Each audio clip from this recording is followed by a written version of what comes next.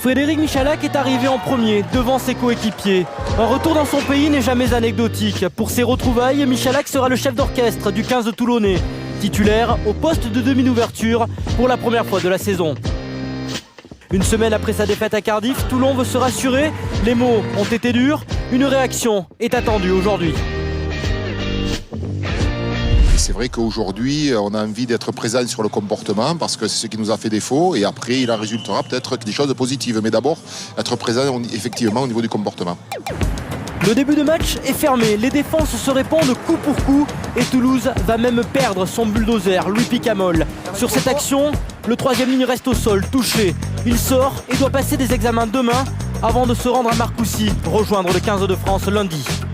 J'ai pris un bon putt sur la crête iliaque et voilà, et donc le coup faisait que à chaque mouvement j'avais mal et donc j'étais plus du tout utile pour les copains sur le terrain, donc j'ai préféré laisser ma place. Est-ce que le stage de l'équipe de France est toujours en ligne de mire?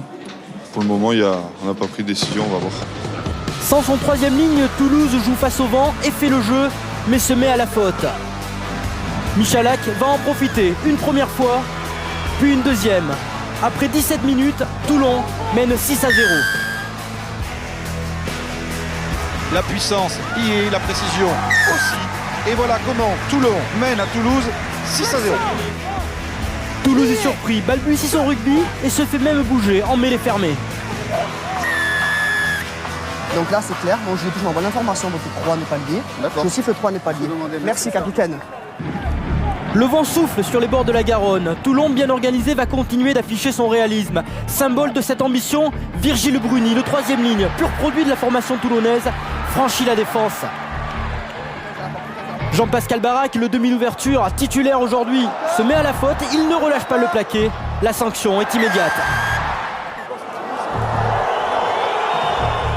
Dans son ancien jardin, Frédéric Michalak continue son récital. Toulouse rentre au vestiaire avec 12 points de retard. C'est bien après. Continue comme ça défensivement. Voilà.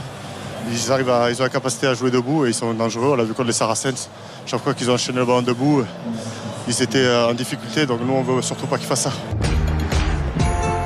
La deuxième période débute mal pour Toulon. Sur ce plaquage, Fernandez Liobé est touché. Son coude serait cassé, selon nos dernières informations. Toulouse réagit et passe une première pénalité grâce à Barak. Puis ce sont les trois quarts qui se mettent en action. Océan Aguirre, l'ancien All Black, sonne la révolte. Il slalome dans la défense toulonnaise, trouve le soutien de Yohan Huget. Huget qui s'échappe, il est repris par le plaquage de David Smith qui a pris un coup au visage sur cette action. Les Toulousains sous les poteaux de Toulon. Pour la passe au pied de Fritz. Fritz pour Nyanga. Nyanga la lutte avec Smith et Sonalo qui file un ballon mort. Et sur cette action, Florian Fritz va ajuster une passe au pied pour ses trois quarts. Fritz oublie un surnombre évident sur l'extérieur. Michalak sort, touché à l'épaule. Toulouse doit jouer pour gagner. Il reste 10 minutes. Toulouse a 6 points de retard.